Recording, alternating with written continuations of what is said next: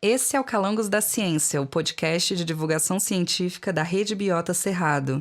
Eu sou a Isa e hoje recebemos aqui a professora Isabel Schmidt, coordenadora do projeto associado Manejo Integrado do Fogo da RBC.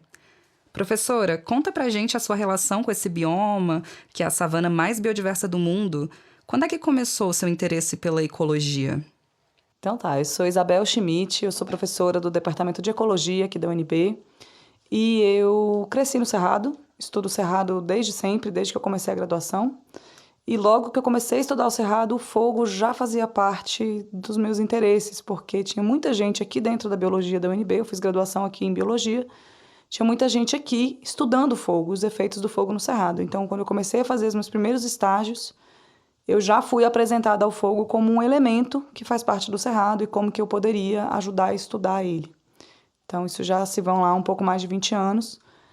E eu sempre tive interesse em tentar entender como o Cerrado funciona e, depois de um tempo, rapidamente entender como eu poderia melhorar a ajuda à conservação do Cerrado, porque ele é realmente um bioma muito ameaçado e isso fica muito claro para qualquer um que olha para ele com um pouquinho de cuidado. Eu sou coordenadora do projeto associado 3, que é sobre manejo integrado do fogo. Então, existe uma diferença entre estudar a ecologia do fogo e estudar o manejo do fogo. Você precisa de um, da ecologia, para fazer o outro, mas nem sempre quem está estudando ecologia e pensando na ecologia está pensando nas soluções e nas possibilidades de manejo. E esse projeto associado está pensando nessas possibilidades de manejo, de soluções para questões relacionadas ao fogo no Cerrado. Bem, fogo, queimada, incêndios florestais são temas que infelizmente estão em alta nesse setembro de 2024, mas são bem diferentes de fogo natural das savanas como o Cerrado, né? Para início de conversa, qual que é o papel ecológico do fogo? E o que são exatamente os chamados fogos naturais do Cerrado? O fogo é parte do Cerrado, o fogo é parte de todas as savanas do mundo. E o Cerrado é uma savana, é um lugar que tem um inverno seco e um verão chuvoso, e onde gramíneas e árvores vivem juntas, coexistem. Então essas são as savanas do mundo e a gente tem savanas em quase todos os continentes, na América do Sul, na América do Norte, na África, na Austrália, inclusive na Ásia. E o que acontece nas savanas, em todos os ambientes que são sazonais, então tem seca e tem chuva, e tem capim, é que tem um momento do ano que esse capim fica seco, e capim seco vira combustível. E em todos os lugares do mundo, a gente tem uma coisa que gera fogos naturais, que são os raios. Então, um lugar que tem raio, e tem capim seco, e tem um momento seco, uma estação seca, tem incêndios naturais. E as savanas são esses lugares. Então, o Cerrado queima naturalmente há pelo menos 4 milhões de anos. 4 milhões de anos é muito mais tempo do que os seres humanos existem como espécie. Então, o fogo faz parte do Cerrado há muito mais tempo do que existe gente no Cerrado ou gente no mundo. O que não quer dizer que todo e qualquer fogo seja bom, e que todo e qualquer fogo não vai ter efeitos. Só quer dizer que, evolutivamente, ele faz parte do Cerrado. E as plantas e os bichos que moram no Cerrado convivem com o fogo e conviveram com o fogo evolutivamente por milhares de anos, em alguns casos por milhões de anos. Então, ele é um elemento natural no Cerrado. Historicamente, como têm sido as políticas públicas sobre o fogo no Cerrado, Isabel? O fogo faz parte dos ecossistemas de savanas, das áreas do mundo que são secas e chuvosas, alternadamente, como é no Cerrado. Em dezembro, em Brasília, a gente está tirando o mofo das coisas. Em setembro, a gente está ligando o umidificador para conseguir respirar.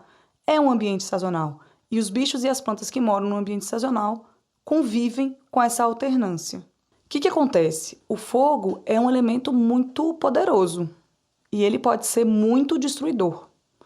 E a gente tem um histórico no Brasil e no mundo de grandes incêndios que causaram grandes prejuízos, inclusive de vidas humanas. Então, no início do século passado, no início do século XX, a gente teve alguns casos de grandes incêndios, especialmente na região do Paraná, mas também em outros lugares, que fizeram com que a legislação fosse baseada numa política de fogo zero. E o que exatamente é a política do fogo zero? Acho que muita gente nunca ouviu falar nisso. Então, eu tenho grandes incêndios, eu tenho grandes perdas, inclusive para a saúde humana e para vidas humanas. E a partir disso, alguns legisladores tiveram a ideia de que, bom, se é ruim, vamos proibir.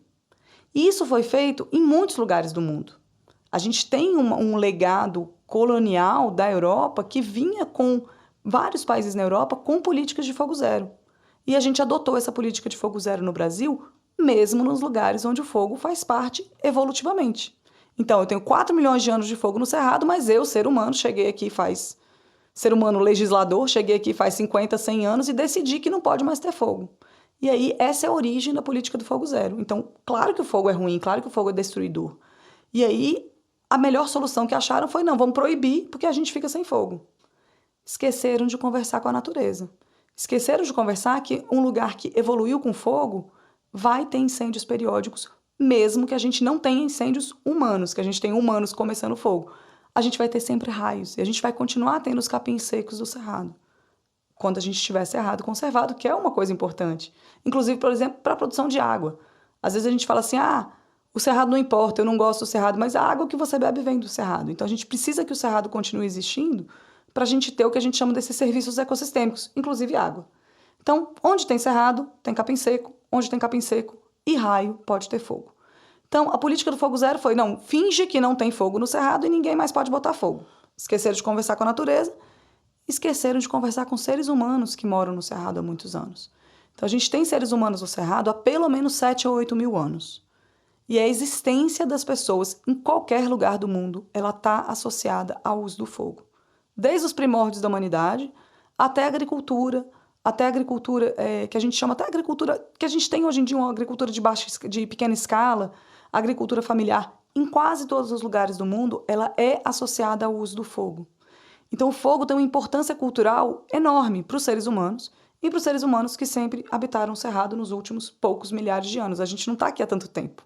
A gente chegou no Cerrado há 7, 8 mil anos atrás, dependendo de quem você quer, qual linha científica você quer seguir, que sejam 30.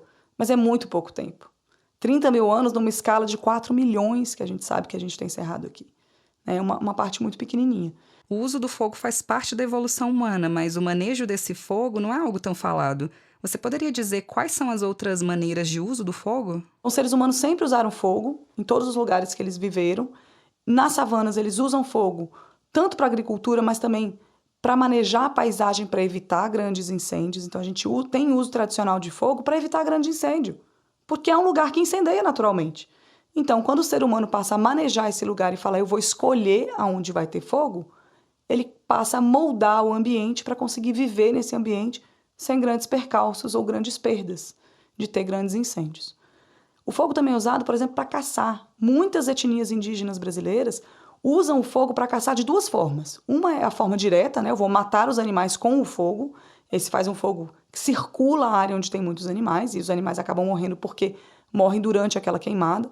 Ou um jeito muito mais sutil e que exige muito mais planejamento. Eu vou queimar algumas partes do cerrado para aquele capim que estava seco se renovar, começar a rebrotar depois do fogo e aí atrair os bichos que vão ser os pastadores e os seus predadores. Então, eu queimo fogo para atrair anta, veado, capivara e outros bichos, que são os bichos que eu vou querer caçar. Então, eu passo a atrair a fauna silvestre que está vivendo num cerrado amplo para determinados lugares em que eu escolhi, porque esses são os lugares que vai ter comida melhor para eles. Então, isso também é uma forma de manejar o fogo e manejar a paisagem para atrair os bichos que eram caçados e que são caçados até hoje. E qual seria um uso mais, vamos dizer, moderno do fogo no cerrado no Brasil? Um uso mais moderno do fogo é usar o fogo para queimar o capim, estimular a rebrota para o gado. Mais moderno, eu estou falando, já tem 400 anos, mas ainda é moderno no sentido de que os seres humanos usavam fogo muito antes disso, muito antes de ter gado nas Américas. Então, a criação de gado extensivo ainda em várias comunidades tradicionais do Cerrado, as comunidades de fecho de pasto, fundo de pasto, geraizeiros, várias comunidades quilombolas em vários lugares do Brasil Central usam fogo para rebrotar, para estimular a rebrota das plantas do cerrado e o gado poder comer melhor. Então, o uso do fogo ele é muito diverso, ele está espalhado em todas as comunidades tradicionais e locais do cerrado e a legislação dizia que não podia queimar. Então, de novo, os legisladores esqueceram de conversar com a natureza, esqueceram de conversar com as pessoas que estavam aqui. Então foi aí que começou a ideia, que depois se mostrou equivocada, da política do fogo zero, Isabel? Essa política de fogo zero levou, na verdade, não à não existência do fogo, e sim a alguns períodos em que eu não tenho fogo, e durante esse período o capim seco vai se acumulando, porque todo ano o capim cresce quando chove, e ele seca quando está na seca. As folhas que estão secas ficam mortas em pé, e elas são todas fininhas, tem um monte de oxigênio em volta, então elas são combustível, elas se acumulam ali. Na próxima chuva, aquelas folhas que estão secas, elas não vão ficar verdes. As novas folhas vão nascer da base das plantas, das bases dos capins. E aí eu vou ter mais produção de biomassa que na seca vai secar e ficar ali acumulada. Se eu tenho 3, 4, 5, 7 anos de uma área sem queimar, eu tenho um acúmulo de combustível, eu tenho um acúmulo de capim seco. Qualquer faísca vai gerar um incêndio. E foi o que aconteceu com a política de fogo zero no Cerrado, especialmente nas áreas protegidas, aquelas áreas em que o governo tinha alguma capacidade de gestão para impedir de fato que o fogo acontecesse. Impede e, na verdade, cria uma bomba relógio.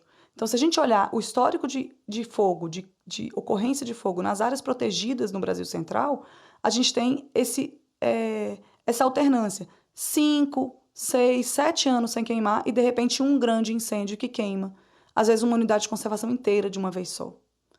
Toda a área que todos aqueles bichos pastadores iam comer, queimada num dia só. Como que esses bichos vão comer? Que planta que eles vão comer? Onde que eles vão beber água? E um grande incêndio que acontece num lugar que ficou 7 anos sem queimar, ele tem uma velocidade muito grande, é muito difícil de combater. Ele atravessa até áreas que são úmidas, até áreas de floresta, porque está tão seco, tem tanto vento e tem tanto combustível que aquele incêndio pula rio. Como que você vai combater um incêndio que pula um rio de 10 metros, de 20 metros? Passa por cima da água. Quem somos nós para reter um incêndio desse, né? Então, assim, a gente tem muito gasto de dinheiro para combater esses incêndios que, na verdade, são consequência da gente ter tentado tirar o fogo de um sistema onde ele sempre existiu. E onde ele foi mantido pelas pessoas. Comunidades tradicionais sempre mantiveram o fogo perto deles, justamente para não ter incêndio. Então, uma coisa é a gente escolher o fogo, outra coisa é a gente tentar evitar que ele aconteça e depois ter que correr atrás do incêndio. E é uma política que durou décadas no Brasil. E mudou muito recentemente. Acho que estamos começando a entender essa questão da política do fogo zero. Mas e o quadro atual? O governo federal aprovou recentemente a política do manejo integrado do fogo, o MIF, né? Qual que é o impacto dessa política pública? Bom, a política do fogo zero, ela foi implementada no Brasil durante décadas e em todos os tipos de lugares, né? Nas áreas protegidas, nas unidades de conservação, nas terras indígenas e nas terras privadas. As pessoas, os proprietários privados, tinham a possibilidade, tem até hoje a possibilidade de pedir autorização para queima controlada, mas essa legislação ela é tão complexa, às vezes tão intrincada, que se torna quase difícil ou quase impossível você ter uma autorização de queima controlada, de fato, a tempo hábil de você, de fato, fazer isso de forma controlada e segura na sua terra. E por isso que a gente fala que a política de fogo zero foi implementada na maior parte do Brasil por décadas. A política nacional do manejo integrado do fogo, ela vem para levar o manejo integrado do fogo para além das áreas protegidas. A gente tem o manejo integrado do fogo sendo implementado há cerca de 10 anos nas áreas protegidas federais, na maior parte delas há muito menos do que 10 anos, mas a gente começou há 10 anos. Então, a gente tem unidades de conservação em terras indígenas que já têm resultados da implementação no manejo integrado do fogo, que estão tendo menos incêndios do que tinham no passado. Mesmo num ano dramático como esses, a gente sabe que o fato do manejo do fogo ter sido implementado nessas áreas está reduzindo o estrago que poderia acontecer se a gente não tivesse feito nenhum manejo do fogo nessas áreas, mesmo num ano tão extremo quanto 2024. Só que é isso, ainda é muito limitado. O manejo integrado do fogo hoje está em menos de 10% do território nacional, porque essas áreas de conservação e as terras indígenas ocupam uma área muito pequena do país. E a Política Nacional do Manejo Integrado do Fogo traz subsídios de legislação e de regulamentação para que isso seja implementado pelos estados, que é quem faz hoje a maior parte da gestão das políticas de meio ambiente no Brasil, e também nas terras privadas. Então, melhorar a legislação de como é possível fazer uso do fogo de forma controlada e regulamentada em todos esses tipos de área, tanto as públicas quanto as privadas. E assim a gente pode ter no futuro, espero que próximo, a implementação de ações de manejo do fogo numa área muito maior do território brasileiro. E aí sim, eu espero que em mais médio e longo prazo a gente tenha uma redução dos incêndios por conta da adoção de políticas de manejo do fogo. O que podemos fazer para evitar e nos proteger de grandes incêndios como os que estamos vivendo agora, nesta seca de 2024? Então, para a gente se proteger desses incêndios, a primeira coisa que parece óbvia, mas não é não causar nenhum tipo de ignição ou faísca numa área em que isso possa se alastrar. Parece óbvio quando a gente diz, mas as pessoas, mesmo diante de um contexto de seca extrema, de muitos dias sem chuva, vento forte, umidade do ar baixa, às vezes querem queimar um cisco de folha no quintal, queimar um lixo ou algo assim, ou fazem uma fogueira, o que também não, já está inclusive proibido no Distrito Federal, em boa parte do Brasil, nesse estágio do ano, e não cuidam exatamente. Isso pode causar incêndios e isso é crime ambiental. Isso está previsto na Lei de Crimes Ambientais, que é uma forma de você causar incêndio por imperícia ou imprudência. Então, não deixa de ser um crime. E a outra coisa que não é tão imediata, mas é bastante importante e vai acontecer daqui a um mês, na maior parte do Brasil, menos em Brasília, são as eleições. E a gente pensar nos nossos representantes estarem conscientes e entenderem a pauta do meio ambiente como uma pauta política importante, como uma pauta que faz parte da produção agrícola, que faz parte da vida das pessoas na cidade, que faz parte da produção de água e do abastecimento de água para as grandes cidades. Então, não é uma pauta desconexa da política e dos outros assuntos da vida social brasileira. Eu espero, sinceramente, que essa crise que a gente está tendo agora, uma crise climática bastante dramática, nos faça abrir os olhos para quanto que o meio ambiente é de fato importante para a sociedade como um todo. Então, o manejo integrado do fogo é muito importante. E quais são os pilares do MIF? Então, o manejo integrado do fogo é uma forma de planejar e manejar o ambiente inteiro. Então, você pensa na paisagem do cerrado e considera que o fogo é um elemento, uma ferramenta de manejo. E o manejo integrado do fogo, ele tem 3 pilares, que é a ecologia do fogo. Então, você só vai manejar com fogo um ambiente onde o fogo é natural, se você quiser manter aquele ambiente, né? Se eu quiser desmatar a Amazônia, eu posso usar fogo e ela vai deixar de ser Amazônia, ela vai passar a ser outra coisa. Agora, se eu quiser manejar o cerrado, eu posso manejar com fogo e ele continuar sendo cerrado. Então, só faz sentido usar fogo como uma ferramenta de manejo para a conservação de um ambiente onde o fogo é parte do sistema, que são, por exemplo, os casos das savanas, do cerrado, etc. Outra base do manejo integrado do fogo é a cultura do fogo. Então, a gente pensa na ecologia do fogo. O fogo faz sentido ecológico para aquela região? Sim ou não? Se sim, eu posso usar ele como ferramenta. Como as pessoas que moram nesse lugar usam fogo? Para que elas usam fogo? Essa é a cultura do fogo. Comunidades ribeirinhas, comunidades locais na Amazônia usam fogo para fazer, por exemplo, roça. Então, o uso do fogo ele é muito pontual. Ele é numa roça de meio hectare, de 1 hectare. Essa é a cultura do fogo. Ninguém queima a Amazônia para manejar a Amazônia. As pessoas queimam a Amazônia para destruir a Amazônia. O cerrado não, as comunidades tradicionais queimam o cerrado para manter o cerrado. E não é de qualquer jeito, não é em qualquer lugar, mas tem toda uma cultura associada a isso. Então, o exemplo da caça com fogo, do manejo dos ambientes com fogo para evitar incêndios, do manejo do ambiente com fogo para atrair caça. Todas essas são maneiras de manejar o fogo, o cerrado, com fogo, como uma ferramenta. E a outra base do manejo integrado do fogo é sempre um triângulo. Quem trabalha com fogo adora triângulos. Tem vários motivos para isso. A outra base é a base institucional. O que eu, institucionalmente, sou capaz de fazer? Então, por exemplo, a política de fogo zero é uma política que não se sustenta institucionalmente no Brasil. A gente não tem força de trabalho, força de fazer a lei ser cumprida suficiente para, de fato, tirar o fogo do sistema. O que seria muito ruim, de fato, tirar o fogo do sistema no cerrado. Mas o fato é que nem se a gente quisesse, a gente conseguiria. A gente tentou durante décadas. Isso não foi possível, porque a gente não tem capacidade institucional para isso. No sentido de ter gente, recurso, dinheiro pensado para isso. Então, quando a gente considera a cultura do fogo, a ecologia do fogo e as bases institucionais para o manejo das paisagens, a gente começa a pensar em como que a gente pode integradamente manejar o fogo. Integrar a cultura, integrar a ecologia, integrar a capacidade institucional que a gente tem. E antes do decreto recente que regulamentou o MIF, como é que vinha sendo gerenciado o manejo integrado do fogo nos estados brasileiros? No Brasil, o MIF começou a ser implementado em 2015. Ele é muito recente. E ele começou a ser implementado nas unidades de conservação federais. Então, são os parques e as reservas que são geridos pelo Instituto ICMBio, Instituto Chico Mendes de Conservação da Biodiversidade, que é o órgão gestor das unidades de conservação federais. Então, a gente tem o MIF hoje pontual. Ele existe dentro de unidades de conservação federais, dentro de terras indígenas e dentro de algumas poucas unidades de conservação estaduais, por exemplo, no estado do Tocantins. Então, em 2015, se começou a fazer o quê?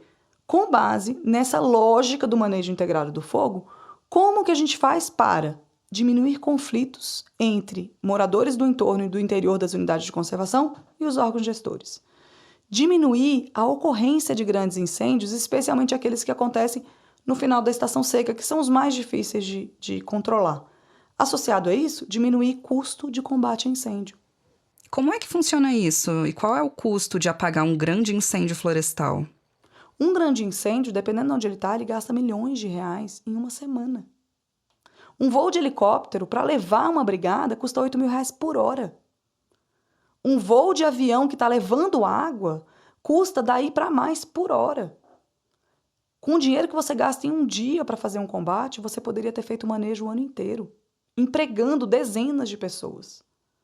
Então, considerar essas condições institucionais que a gente tem e a ecologia e a cultura do lugar que a gente está para reduzir essas coisas simples, reduzir grande incêndio. Para você, o que os ouvintes do Calangos da Ciência precisam saber sobre o manejo integrado do fogo no Cerrado, Isabel? Um outro objetivo bem importante do MIF no Brasil e no Cerrado é proteger o que a gente chama de áreas sensíveis ao fogo. Dentro do Cerrado, quando a gente conversa com as pessoas assim, como é o Cerrado? O Cerrado é um lugar aberto, com árvores espaçadas, árvores retorcidas de casca grossa. O que tem embaixo são os capins.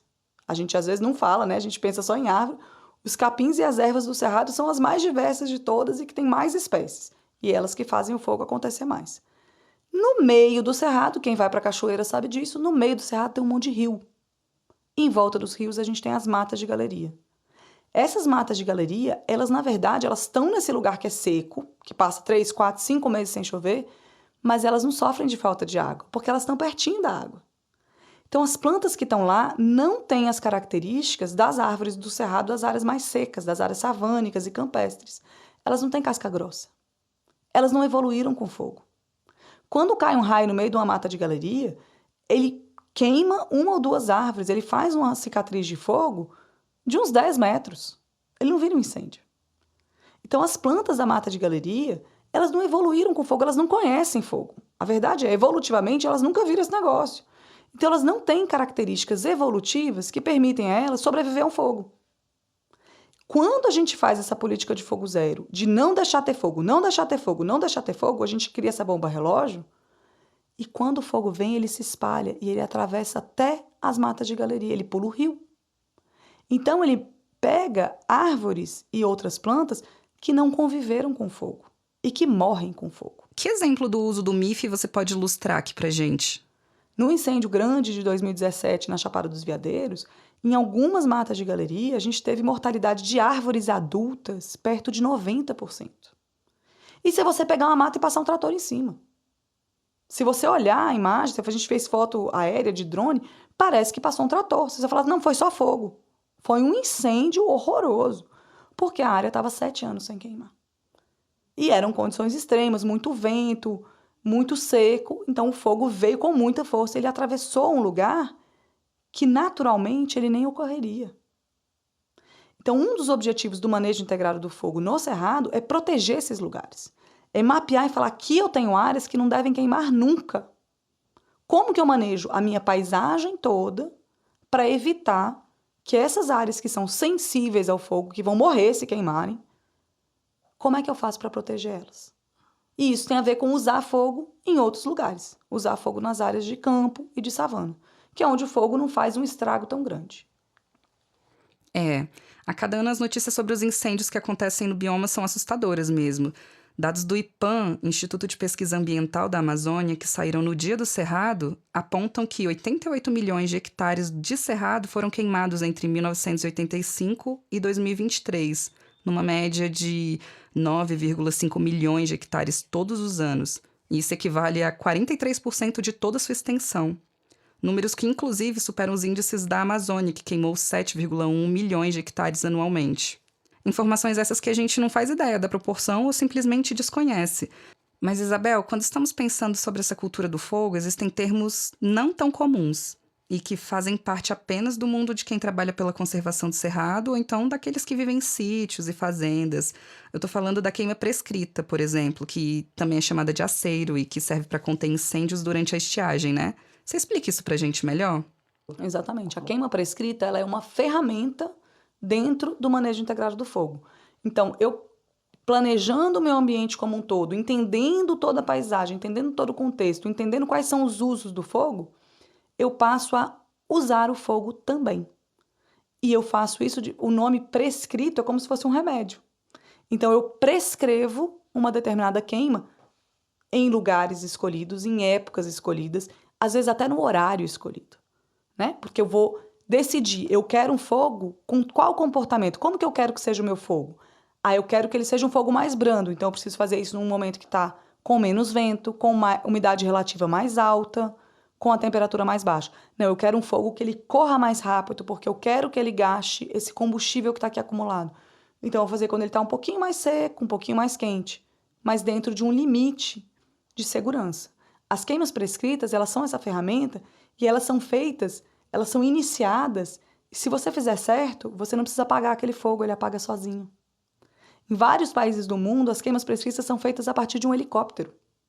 Você joga uma bolinha de permanganato de potássio e aquela bolinha, você está lá longe no helicóptero, aquela bolinha inicia uma ignição. Só que você sabe tanto do seu sistema que você sabe que aquele fogo vai parar. Então você começa a queima, mas ela termina naturalmente. E isso só acontece quando isso é feito dentro de uma janela de segurança, uma janela de queima segura. Então agora aqui no Cerrado, a gente faz, as janelas de queima elas variam de região para região no Cerrado, mas elas vão mais ou menos de novembro, dezembro, então ainda na estação chuvosa, até maio, em alguns lugares até junho, depende do clima. Nas áreas que têm pulsos de inundação, como próximos ao rio Araguaia, por exemplo, o pulso de inundação deixa a vegetação úmida por mais tempo, mesmo a chuva tendo parado. Então, às vezes, a janela de queima pode ir até julho ou agosto, dependendo. Mas são momentos em que uma queima é iniciada numa área de campo e savana, ou seja, uma área com muito capim seco, e ela para sozinha. Muitas vezes ela para sozinha durante o dia e muitas vezes ela sempre para sozinha, no máximo, à noite.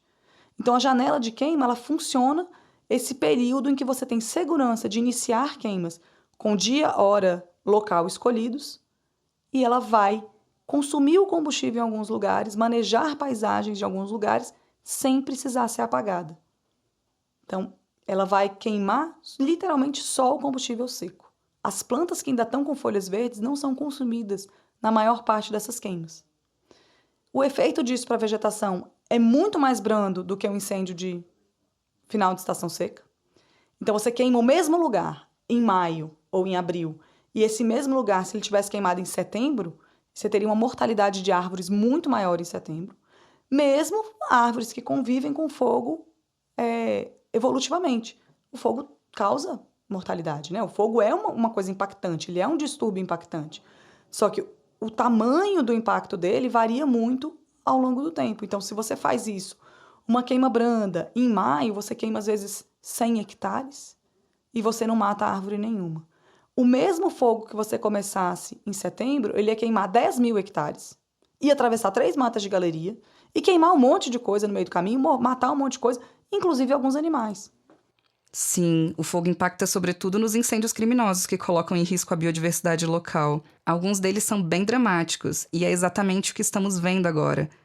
Mas qual que é o padrão de ocorrência de fogo no ambiente, Isabel? E como é que eles afetam os animais? Todos eles acabam morrendo? Raramente a gente tem mortalidade de vertebrados, então bichos grandes, né, mamíferos, aves. Esses bichos eles têm uma mortalidade muito pequena, mesmo nos incêndios. A não ser quando você tem incêndios muito dramáticos. Então, em 2020, que a gente teve muitos incêndios assim, muito dramáticos no Pantanal, a gente teve uma mortalidade muito mais alta do que o normal de vertebrados. Inclusive, assim, onça morta por causa de fogo, tamanduá, então, assim, bichos muito emblemáticos que morreram por causa de grandes incêndios. Esses bichos adultos, eles não morrem em queima prescrita, porque é um fogo muito mais lento. E outra coisa, o tamanho de uma queima. Você faz uma queima prescrita, ela vai pegar 100 hectares, 100 campos de futebol, 2 quadras do plano piloto. Um incêndio, ele pega o plano piloto inteiro, o Lago Sul, o Lago Norte, o Cruzeiro e o Guará juntos. Então, o tamanho disso, se você é um bicho, onde que você vai achar comida num lugar que não queimou? Se é uma queima pequenininha, você anda 300, 400 metros e chegou no lugar que não foi queimado. Se é um incêndio, você vai ter que andar 15, 20, 30 quilômetros sem água e sem comida. Que bicho que vai resistir a isso? Tem quem resista, mas tem muito bicho que morre ou no incêndio ou na condição que fica depois do incêndio. Porque um incêndio muito forte, ele consumiu todas as folhas, ele matou boa parte das árvores, né? Então, assim, dos capins, então, foi tudo embora, né? O que os bichos passadores vão comer num lugar que não tem capim? Por vários quilômetros.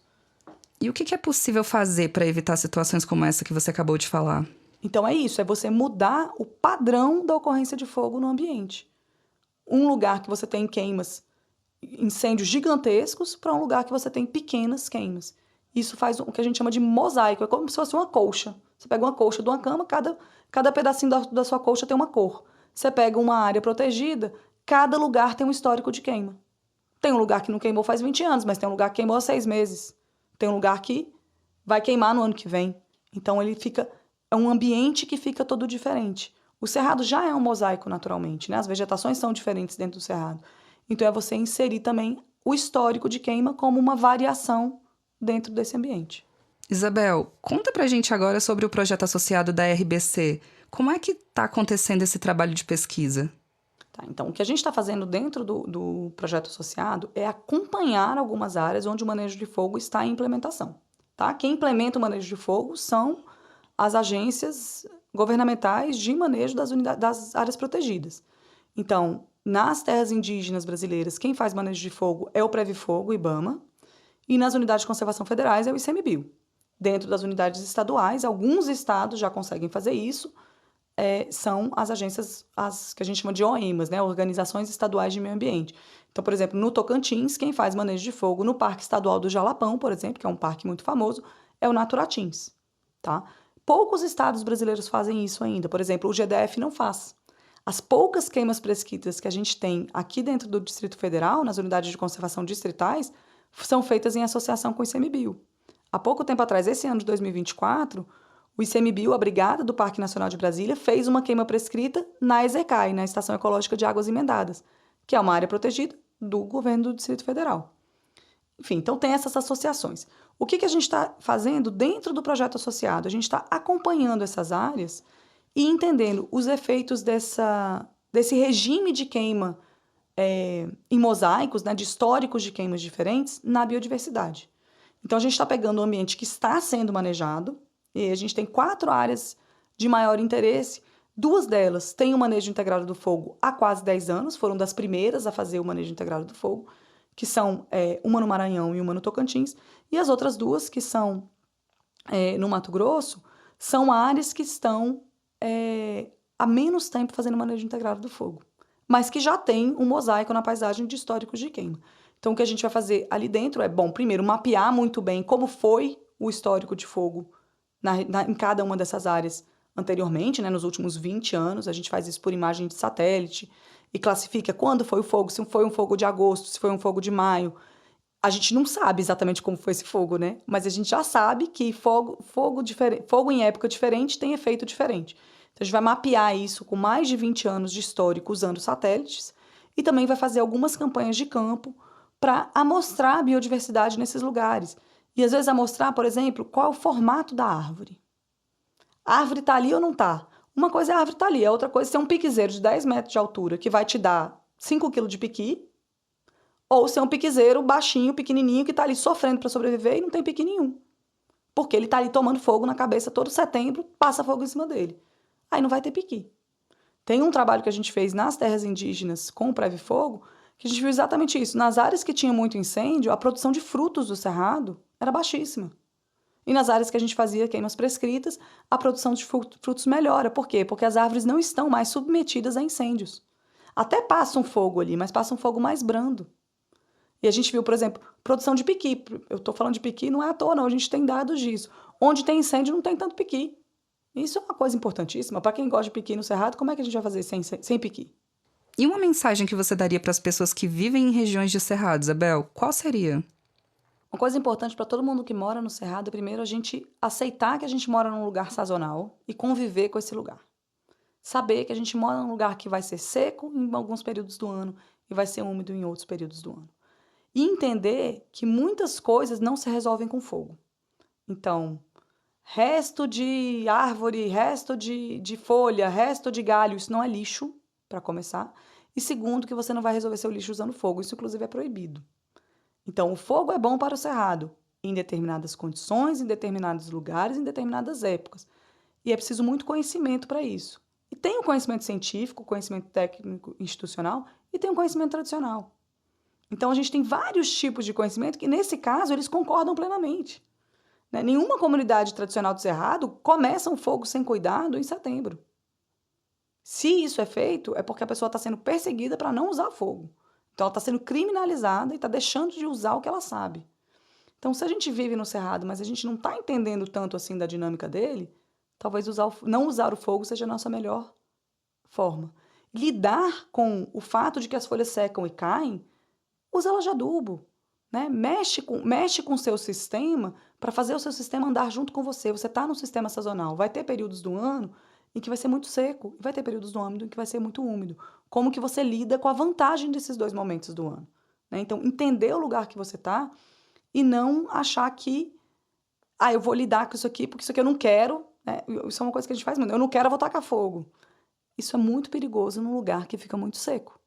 E a gente tem aumento de problemas de saúde por causa de incêndio, aumentos de custo de combate por causa de incêndios iniciados por bobagens assim. Eu não quero essa folha seca no meu quintal, eu vou tacar fogo. Tacar fogo não é uma coisa que criança pode fazer, que quem não sabe pode fazer. Né? A gente não deixa as crianças brincarem com fogo, pois adultos que não estão informados também não deveriam brincar com fogo. Ainda mais num lugar desse, que tem vento e é seco. Né? A gente não está brincando de fazer isso num lugar que é super úmido e que vai chover daqui a meia hora. Em julho, no Cerrado, a gente sabe que não vai chover nos próximos 2, 3 meses. Não dá para contar com a ajuda de São Pedro para arrumar o que a gente está fazendo. Né? E aí, com as mudanças climáticas, isso fica pior ainda. Né? Assim, sempre choveu, em Brasília sempre choveu no início de setembro. Agora já não chove mais no início de setembro. Então, as mudanças climáticas já estão aí, elas já mudaram nossos regimes de chuva, e a gente tem que aprender com eles, continuar aprendendo com eles, considerando a base do que a gente é, que é o Cerrado. Como é que o projeto associado, o MIF, da Rede Biota Cerrado, se integra aos demais projetos? Então, o MIF, uma coisa que acontece muito com o manejo integrado do fogo em geral é a gente entender que, às vezes, o conhecimento tradicional que existia e que era usado para manejar fogo em alguns ambientes não é mais válido hoje por causa de mudanças climáticas. Então, tem comunidades no Cerrado que sempre usaram fogo. Veio a primeira chuva, eu vou queimar minha roça. Há 30 anos atrás, a primeira chuva era um indicador de um monte de coisas, inclusive da próxima chuva. Hoje em dia, aquela primeira chuva, ela ainda pode demorar muito para aparecer uma segunda. E o jeito que as pessoas sempre manejaram fogo já não é mais o mesmo. Então, entender essas mudanças climáticas para entender como usar o fogo, tanto de forma institucional como de forma tradicional, é muito importante. Né? Tem um outro projeto associado, que é o de restauração. Muitas vezes, algumas áreas que são atingidas por grandes incêndios, então esse incêndio da Chapada, na Chapada dos Veadeiros, em 2017, tem algumas matas de galeria que o solo foi consumido. Você precisa restaurar esse lugar. Como que você pensa na restauração do Cerrado, pensando o fogo como um elemento ou de destruição, como um grande incêndio, ou às vezes um elemento de que vai fazer parte do sistema. Então, dentro do projeto associado de restauração, uma das coisas que se pensa é quais são as espécies que eu vou poder introduzir nos ambientes para que eles continuem resilientes, eles continuem capazes de sobreviver como um novo ecossistema num lugar que antes tinha sido destruído ou alterado. Então, o fogo faz parte desse sistema. Na restauração, muitas vezes a gente usa fogo para ajudar a retirar as plantas que estão lá e a gente não quer. Então, uma área que está cheia de planta invasora. Você pode usar o fogo para consumir essas plantas e ajudar a retirá-las do sistema. Então, o fogo também é uma ferramenta, é uma parte do manejo do fogo que pode estar junto com a restauração. Então, e muitos dos inventários que a gente tem feito de biodiversidade, de entender onde está a biodiversidade, como ela se distribui no Cerrado, quais são os padrões, se a gente coloca a camada do histórico de fogo nesses lugares, às vezes a gente entende muitas coisas. Então, considerar o fogo como um elemento da paisagem, como um elemento que determina também ou influencia a distribuição da biodiversidade é muito importante. E esse é um dos aspectos também dentro do projeto da Rede Biota. E como é que isso é feito, Isabel? Explica também qual que é a importância dos inventários biológicos no MIF. Então, eu falei de inventários. Dentro do projeto da Rede Biota, dentre os vários objetivos, tem um de inventariar a biodiversidade. O que é um inventário? É igual quando a gente vai na despensa de casa e vai descobrir o que a gente tem de comida. Então, é um inventário. O que tem no meu armário? O que tem na minha unidade de conservação? O que tem na minha área de cerrado? E é muito difícil saber tudo, né? O cerrado é a savana mais biodiversa do mundo. Então, quais são todos os bichos que tem numa área de 10 metros quadrados de cerrado? É capaz de a gente não conseguir descobrir? Olha que loucura. Porque a gente tem muito invertebrado, muito bicho que a gente mal conhece. As plantas, às vezes, em 10 metros quadrados de cerrado, é capaz de você encontrar uma planta que não está descrita pela ciência ainda, dependendo da região que você for. Então, a gente tem 12 mil espécies de plantas no cerrado, mais de 400 espécies de répteis e anfíbios. Então, assim, é um lugar muito diverso. E dentro do programa da Rede Biota, tem alguns objetivos de ir para determinadas áreas que foram pouco amostradas, pouco conhecidas, pouco estudadas ainda, para ver o que tem lá. E aí, às vezes, o bicho que está lá, ou a planta que está lá por causa da região, por causa do tipo de solo, mas também está por causa do histórico do fogo. Lugares que não queimam há muito tempo, por exemplo, algumas plantas pequenas desaparecem, porque elas perdem a competição com aquelas grandonas que tomam espaço. E eu estou falando de grandona, é tudo pequenininho ainda, todos os capins, ou os arbustos, né? Então, eles vão ocupar espaços que vão impedir que outras plantas nasçam. Num lugar que queima com alguma recorrência, e você já tem, né, um fogo a cada 2, 3, 4 anos, você já tem essa competição reduzida. Quem era muito forte acaba tendo um prejuízo durante uma queimada e aí acaba convivendo com outras plantas. Então, a gente tem, às vezes, diversidade mais alta nos lugares que a gente tem um regime de fogo mais constante, né? Tem alguma existência de fogo, de preferência não incêndio, que isso vai mantendo a diversidade. Eu falei como que as pessoas que moram no Cerrado podem evitar incêndios. A primeira coisa é não começar um fogo numa época inadequada, numa época que já está seca. E muitas vezes a época que já está seca é aquele momento que a pessoa está cheia de folha no quintal. Então, usar essa folha para fazer compostagem, por exemplo, enterrar essas folhas ou botar no pé das árvores é um jeito muito melhor, inclusive de lidar com o nutriente que está naquelas folhas, né, para fazer compostagem, usar os recursos daquelas plantas. Quem mora no Cerrado e cria gado, por exemplo, lá para agosto, setembro, é o momento que o gado está com fome. E às vezes as pessoas, no desespero, queimam para estimular a rebrota para o gado ter o que comer. Planejamento é muito importante para isso. Se você já sabe que vai estar seco em agosto, setembro do ano que vem, queime antes, queime no momento que ainda é seguro queimar, que é o que as comunidades tradicionais fazem, que é o que as comunidades indígenas que criam gado fazem. Queima quando ainda é seguro. Então, não é o não usar o fogo, é não usar o fogo de forma perigosa. Isso que a gente institucionalmente está aprendendo a fazer nos últimos menos de 10 anos no Brasil, né? Isso no Brasil ainda está muito pouco estabelecido, né? O manejo de fogo, o manejo integrado do fogo, ele está muito restrito às unidades de conservação, às áreas protegidas, às terras indígenas. E muitas vezes as comunidades rurais precisam de ajuda para isso. Inclusive, assim, precisam de ajuda porque os seus conhecimentos tradicionais já não estão mais válidos diante das mudanças climáticas. A gente tem várias experiências no Brasil, no Cerrado, no Brasil Central, de uma colaboração entre o ICMBio e o Previfogo Ibama e as comunidades rurais. Então, em lugares que tem uma terra indígena próxima ou tem uma unidade de conservação federal próxima, muitas vezes as brigadas e a gestão desses lugares pode orientar e, inclusive, ajudar as queimas. Então, no entorno do Parque Estadual do Jalapão, os comunitários, os pequenos agricultores pedem ajuda para a brigada para fazer as queimas de forma conjunta. Às vezes a brigada faz a queima para o agricultor, às vezes ela só ajuda a orientar, ajuda a fazer uma queima que já seria feita tradicionalmente.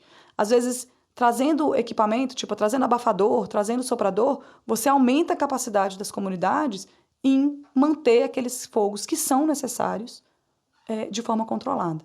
Tá?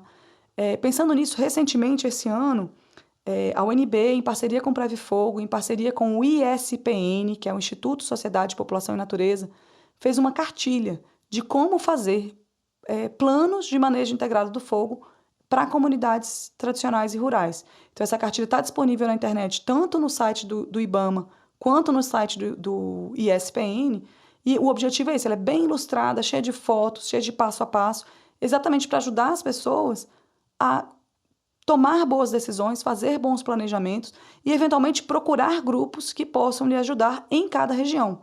Porque não é em toda a região que você vai ter um parque estadual do Jalapão com 10 anos de experiência em manejo integrado do fogo para te ajudar. Mas sempre tem algum tipo de recurso que pode ser útil, sim. Quanto aos incêndios, recorrente, frequente, periódico, qual que é a diferença entre cada um deles?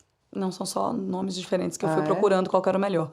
O que acontece é quando a gente tenta tirar o fogo do sistema, então a gente faz uma política de fogo zero, a gente fica um tempo sem fogo. E aí te dá a ilusão de que, olha, tirei o fogo do sistema, agora tá tudo seguro. O que acontece é que você criou aquela bomba relógio, e aí de tantos em tantos anos, com uma certa frequência, você vai ter incêndio.